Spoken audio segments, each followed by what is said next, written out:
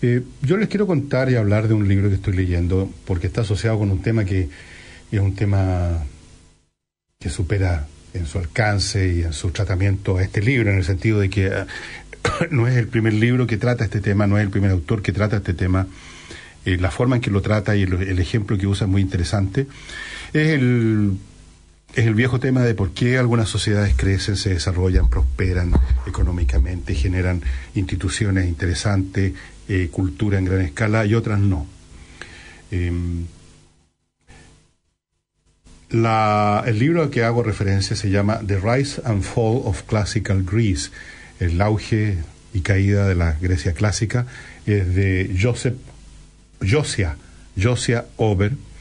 Ustedes lo pueden encontrar. Es un libro muy interesante.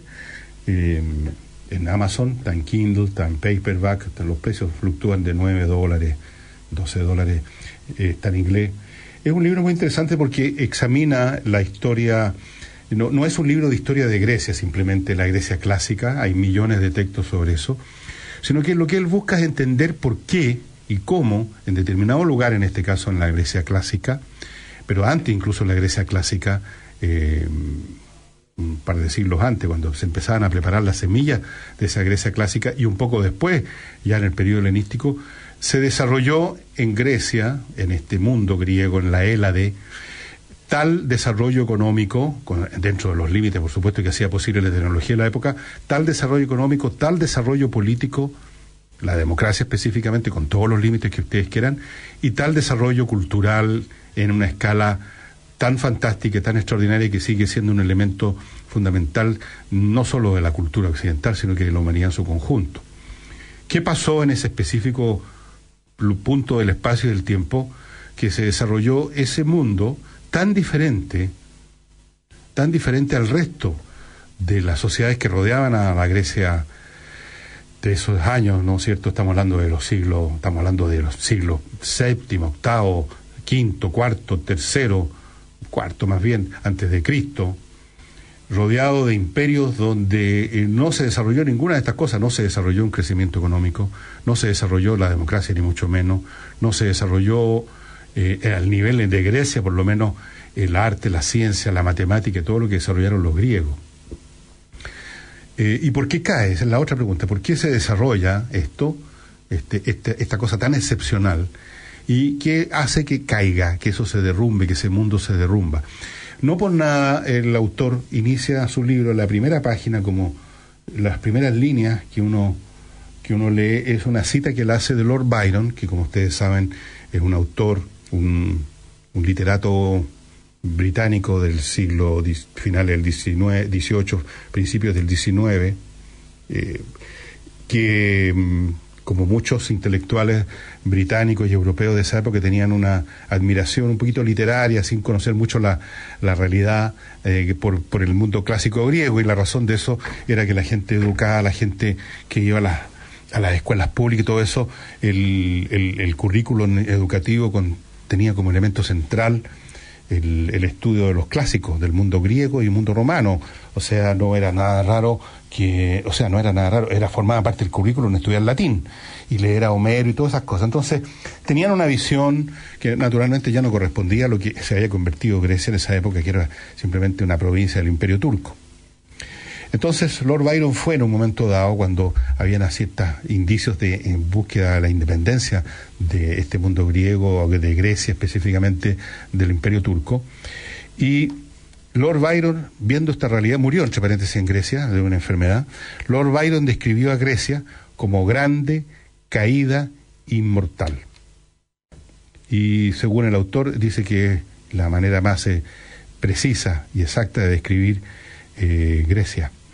Pero ¿qué pasó en la época a que se refiere el periodo de desarrollo que culmina en la Grecia clásica? Estamos hablando de la Grecia clásica, es esa Grecia que derrota a los persas, la Grecia del Partenón, de Pericle, del qué sé yo, bueno, eso específicamente en Atenas, pero en muchas otras ciudades de Grecia, eran más de 1000 ciudades, algunas muy pequeñitas, unas más chicas que lo que sería Curicó o algo así, otras eran más grandes, Atenas era bastante más populosa.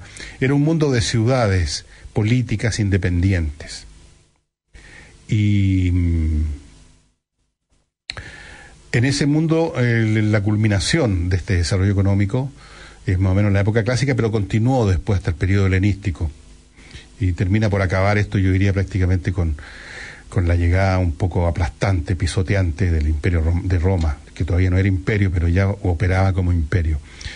Ahora, lo interesante de este libro, porque como les digo, hay muchos textos de historia, es que está centrado en este objetivo de descubrir los mecanismos causales que llevan a esto, que es importante no solo para entender a la Grecia de esa época, sino que para entender los mecanismos que en cualquier periodo de la historia humana en su conjunto hacen posible que en un determinado punto del espacio y del tiempo se desarrolle el crecimiento económico, el crecimiento de la política, de formas políticas que se acercan en algún grado siquiera a la democracia, y el desarrollo de la gran cultura.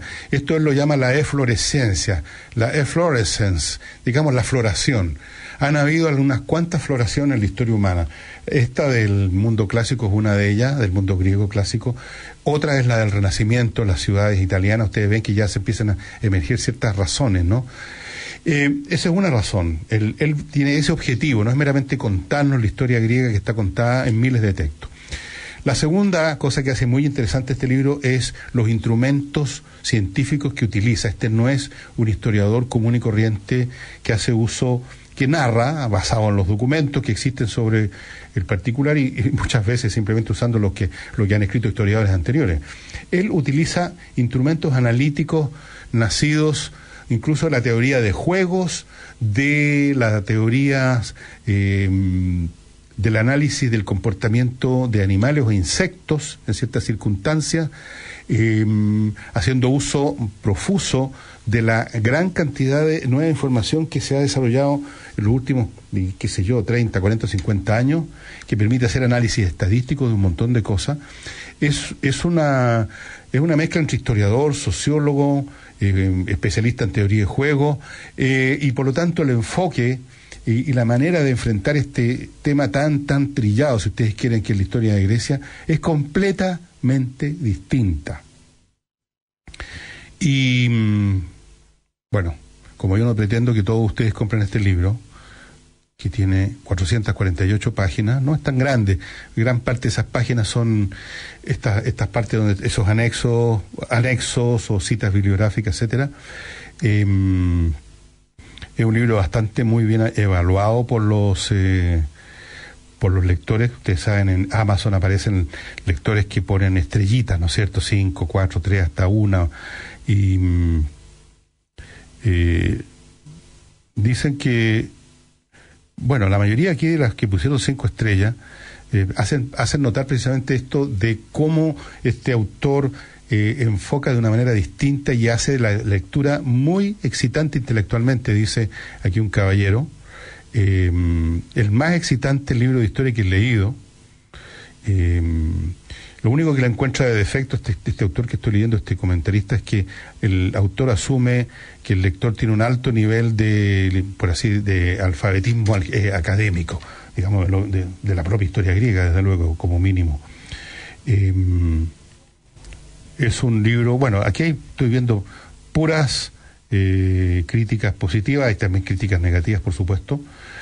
Es un libro que yo recomiendo mucho. Ahora, vamos a lo central que descubre, que desarrolla el libro. Como ustedes saben, en este libro, como en todos los libros, la idea cardinal uno la puede resumir en una frase o en dos, y todo el resto, las 400 páginas, es el despliegue, los ejemplos, la ilustración del argumento, la reargumentación una y otra vez. En el fondo es eso. Yo todavía no lo he terminado el libro, así que voy hasta donde yo pispo, hasta este momento. La cuestión central que hace que una sociedad se desarrolle económicamente, y con él, y con eso, que se creen las fundaciones materiales para a su vez el desarrollo de la alta cultura, es las reglas del juego. Las reglas del juego. Esto es un enfoque también que ha aparecido en otros estudiosos de las ciencias sociales, un enfoque muy interesante, que dice las reglas del juego, o sea, cuál es la estructura, por así decirlo, constitucional o política con que una sociedad se inicia su carrera en la historia. Ya sea que se la dé así conscientemente, como ocurrió en Grecia en muchas instancias, cuando legisladores con nombre y apellido, ustedes recordarán los nombres, Solón, por ejemplo, en Atenas, muy importante, que lo llaman para que él determine cómo se van a relacionar los griegos entre sí, los atenienses. Y él establece una serie de disposiciones que llevan a la democracia ateniense. O sea, eso hay un proceso consciente de autoformación política. En otros casos, simplemente las cosas se dan más o menos inconscientemente en procesos de acomodo mutuo. Eso también es un fenómeno que me parece a mí que este autor examina, por lo que he podido pispar hasta ahora en el libro. El hecho es el siguiente, para simplificarlo mucho. Una sociedad en que no hay ningún poder político, poder de una gobernanza que sea muy superior a las capacidades de reacción del individuo común y corriente, caso extremo, un imperio con un déspota, esa sociedad no va a dejar espacio para el crecimiento, por lo tanto no va a dejar espacio tampoco, porque probablemente además tenga una doctrina legitimadora para el desarrollo del pensamiento libre. Y eso uno lo nota de inmediato, examinando así incluso a vuelo de pájaro la historia de la antigüedad y los tiempos modernos. Allí donde en cambio los poderes políticos aún más superiores son no tan fuertes en comparación con el individuo común. Cuando este individuo común tiene un grado mayor o menor de acceso a la gestión del poder, ya sea con una participación, aunque sea en algún plano relativo, y sobre todo cuando tiene un acceso a la decisión final, o sea, cuando tiene la soberanía y él elige a las autoridades superiores. En otras palabras, la democracia, cuando se establece un mundo así, y cuando además, como agregado, estas entidades no son monstruosamente grandes y abarcadoras de todas, sino que son una pluralidad de entidades que coexisten en un espacio limitado, como era el caso de Grecia. No solo en Grecia, estas 1000 ciudades del mundo griego, me estoy sumando todas, no solo las que estaban en Grecia, sino que las que estaban en Asia Menor, lo que ahora es Turquía, las que estaban en Italia, lo que se llamaba en esa época la Magna Grecia, los que estaban en Sicilia, los que estaban en el norte de África, eran muchos menos, las que alcanzaron a llegar a España y a Francia. En Francia, la ciudad que ustedes conocen como Marsella, era una ciudad griega que se llamaba Marsilia. Bueno, cuando existen esta multiplicidad de entidades no muy grandes, y que por lo tanto no tienen una masa crítica para que dentro de estas sociedades alguien pueda hacerse lo suficientemente poderoso para aplastar a los ciudadanos, ni tampoco se tengan suficiente poder para aplastar al resto de las entidades políticas alrededor. Cuando hay un estado de competencia permanente entre una entidad y otra, y dentro de estas sociedades hay un grado mayor o menor de competencia entre distintos actores políticos, están dadas las condiciones, o sea, cuando hay libertad finalmente, están dadas las condiciones para que esas sociedades crezcan económicamente, porque la actividad de los ciudadanos más activos, no todos son activos, pero el porcentaje de ciudadanos más activos, lo que ahora llamaríamos emprendedores, desarrollan su fuerza, no encuentran obstáculos, generan actividades que a su vez generan de rebote otras, y así se va produciendo un círculo virtuoso que lleva al enriquecimiento material, que a su vez permite financiar el enriquecimiento cultural, y además un enriquecimiento cultural que en un mundo así, donde no hay nadie que imponga su criterio, su verdad, su doctrina, esas ideas y esa cultura se pueda desarrollar para todos lados y generar toda clase de emprendimientos culturales. Grecia, recordemos, es la cuna del teatro, de un gran arte de escultura, de arquitectura, de la filosofía nace en Grecia, la filosofía propiamente tal, entendiendo como tal un ejercicio basado en la pura razón. Todo eso nace en un clima de libertad. A eso se reduce finalmente las razones de que algunas naciones o que algunas eras históricas uno vea una gran floración, y mientras simultáneamente en ese mismo momento en otras áreas del planeta, en el mismo periodo, no haya tal floración. Ustedes dirán, bueno, pero ¿qué pasa con Egipto, donde había un faraón que tenía un poder supremo, una casta clerical, y sin embargo crearon las pirámides, etcétera? Aquí hay que hacer una distinción. Cualquier sociedad suficientemente grande, aunque no le deje casi nada de esferas de acción a los súbditos, puede hacer algunas grandes obras, especialmente en el plano físico, arquitectónico, simplemente porque en su tamaño, esas entidades que tienen además aparatos de control estatal poderoso y más organizados que estas sociedades más chicas democráticas, pueden hacer lo que podríamos llamar una pesca de arrastre. Pueden agarrar los excedentes de mucha gente y con esos excedentes pueden hacer pirámides, por ejemplo. En el caso de Rusia, en la Rusia moderna, era una sociedad que no tenía libertad, vivía asfixiada, económicamente pobre. Pero el gobierno central tenía la posibilidad de hacer una pesca de arrastre, agarrar todo lo poco que se pudiera producir y concentrarlo para algún específico fin, por ejemplo la carrera espacial o el desarrollo de armamento. Aún así, esa sociedad terminó por reventar porque la economía no le dio precisamente ni siquiera para esos 2 o 3 objetivos locales. Claro, cualquier sociedad, incluso la más despótica, la más asfixiante, como era el Imperio Persa, donde había un déspota, donde había una doctrina religiosa también que uno no la podía llegar así como así romper, o en el Egipto de los faraones, también un déspota, el faraón, un hombre que tiene características divinas, etcétera. Aún ahí se pueden hacer algunas obras cuando concentran los recursos de millones o de millones de personas pobres que no han avanzado nada, como eran los campesinos en Egipto. No eran esclavos, pero vivían al 3 y al 4. Prácticamente todo el excedente que fuera más allá de lo que necesitaban para comer se lo llevaba al Estado central. Claro, cuando usted reúne, hace esa pesca de arrastre y junta los excedentes de millones de campesinos que no tienen ningún horizonte en la vida, usted tiene recursos para hacerse una pirámide, para hacerse una gran tumba, un gran palacio, o para desarrollar la carrera al espacio. Pero cuando se habla de desarrollo económico se refiere a una cosa mucho más poderosa, de mucho más alcance, no es meramente construcción de edificios, es un nivel de vida superior de la gente que encuentra espacio para crecer, para hacer uso personal de sus recursos, para financiar lo que se le dé la real gana, para comprar arte o no comprarlo, para viajar, para hacer todas esas cosas. Esas condiciones, naturalmente dentro de los límites de la tecnología del mundo antiguo, es las que permiten hablar del crecimiento, de la floración del mundo griego, hasta que eso se derrumba. ¿Y cuando se derrumba esa floración? Bueno, cuando se mueren las condiciones que hicieron posible su crecimiento. Cuando aparece un déspota que les cae encima, como pasó al mundo griego, primero con los reinos helenísticos, pero hasta cierto punto, y luego ya en forma definitiva, cuando son aplastados por Roma. Y eso significa el fin también, no solo el fin de la democracia, sino que también el fin del crecimiento económico. Por muchas razones, por muchos mecanismos, los griegos ya no encontraron las oportunidades comerciales que habían tenido antes, cuando ellos eran libres. No las encontraron porque Roma impuso sus intereses en primer lugar. Entonces el mundo se hizo ancho y ajeno para los griegos, y ese mundo empezó a hundirse y deteriorarse, y terminó convertido ya en el siglo II después de Cristo. O sea, cuando recién se inicia esta historia de decadencia, ya era un lugar más bien de interés turístico, o sea, un lugar donde uno va a ver ruinas, donde uno va a ver reliquias. Un escritor del siglo, si no creo que del siglo I después de Cristo, sino del II. Sí, del siglo I después de Cristo, se llamaba Pausanias, un romano, una especie de turista culto.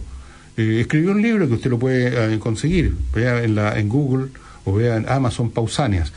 Un libro de su viaje por Grecia, tal como uno viajaría ahora a Grecia, como un turista que va a ver las ruinas, a hablar de cosas que ya no existen, a hablar de reliquias, de lo que había sido la grandeza del mundo romano. Lo mismo se encontró muchos siglos después, Lord Byron, por supuesto. Ya Grecia hacía rato que ni era provincia del Imperio Romano, era provincia del Imperio Turco, peor todavía, y era un lugar pobrísimo. Siempre fue pobre Grecia, es un territorio que no se da, no tiene grandes recursos naturales, es muy malo para la agricultura, no hay mucha tierra arable. Si ustedes ven el mapa de Grecia, un país montañoso, etcétera. Lo único que tenían era mucha costa, muchos puertos, y se convirtieron en un pueblo marinero, los griegos, como ustedes saben. Por eso que se expandieron las ciudades griegas por todo el Mediterráneo. Pero cuando encontró Byron eso se había acabado también, y Grecia vivía en la pobreza más abyecta, esa es la verdad.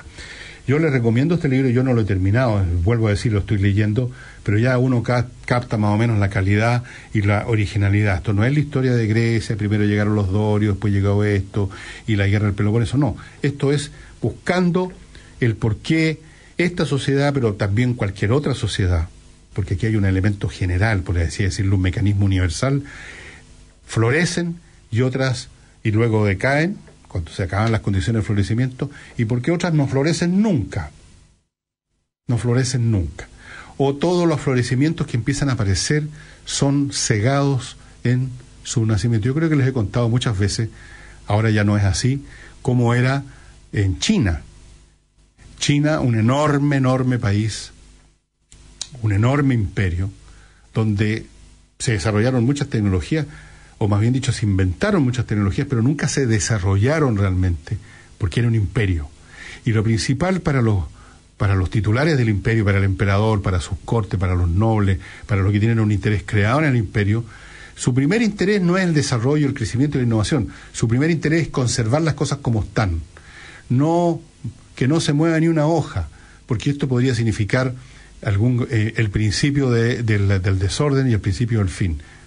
Y creo que les he contado la anécdota de este emperador que manda construir una flota en el siglo XV ya, mucho más poderosa, técnicamente más avanzada que lo que tenían los europeos, y que a la vuelta de un par de viajes el emperador siguiente la hizo quemar, porque no le interesaba el contacto con el mundo exterior. No quería nada que viniera a agitar, digamos, a mover las cosas, que viniera a revolver el gallinero, como se dice. Lo que le interesaba era la preservación. Lo que les interesa a los imperios es vivir en estado de hibernación, que es exactamente lo contrario de una floración. Estamos de regreso, estimados amigos. Quería ver si podía ofrecerles algo más respecto a este libro que les estaba recomendando. Y yo no he terminado, pero me parece ya uno se da cuenta para dónde va cómo es la pomada, más o menos. Y además sirven mucho los comentarios de gente que lo ha terminado y gente que tiene, qué sé yo, formación académica, que tienen aquí, por ejemplo, un profesor de literatura griega en la universidad dice del libro que es invaluable para poner en un contexto histórico-económico cosas como, por ejemplo, las producciones Homero, las tragedias del siglo V, Platón, etcétera. Así que además sirve para ilustrar los conceptos más modernos de la teoría económica contemporánea y la teoría de juegos, porque, claro, uno tiene que... Yo no estaba más que diciendo cosas muy generales, ¿no es cierto? Hay que ver en detalle cómo es que en ciertas condiciones donde no hay un poder que nos esté poniendo la pata encima, cómo es que estos individuos, contando con libertad, las usan creativamente, porque también la libertad puede dar lugar como a esa situación de la guerra de todos contra todos que decía Hobbes, ¿no es cierto? Cuando no hay un Estado encima que se agarra a la soberanía de todos nosotros y a nombre de nosotros impone un orden. Eso también es cierto. ¿Cómo es que en estas condiciones donde no hay nadie que pueda ponerle la pata encima a nadie, esto genera acomodos que en algunos casos son creativos? En otros casos, por supuesto, son destructivos. Hay sociedades donde nadie manda y es una especie de guerra de todos contra todos. Es como en los barrios donde no entra la policía y hay puras bandas de criminales que se disparan uno a otro. Esos barrios no crecen, no hay ninguna floración ahí, es meramente la ley de la selva. Entonces, ahí es donde este autor introduce la teoría de los juegos, ve cómo exactamente en detalle, por qué en ese específico lugar las interacciones entre las personas, con más libertad que en otros lados, dieron lugar a círculos virtuosos en vez de dar lugar a círculos viciosos. Repito el nombre del libro, The Rise and Fall of Classical Greece, esto es editado por Princeton. El autor se llama Josiah Ober y tiene otros libros relacionados con más o menos ese periodo histórico. A mí, yo lo empecé a leer, miren, les voy a contar el detalle, lo empecé a leer recién ayer, he avanzado harto porque leo rápido, pero no lo he terminado ni mucho menos, no estoy ni en la mitad todavía. Y me pareció bien, yo que he leído muchos libros de historia y historia del mundo greco-romano, ¿para qué les digo? Me ha parecido súper original este enfoque de usar las teorías más modernas de las ciencias sociales, incluyendo la teoría de juego, e incluyendo la nueva documentación que se tiene, porque se ha ido acumulando más y más información, produce una historia muy, pero muy interesante.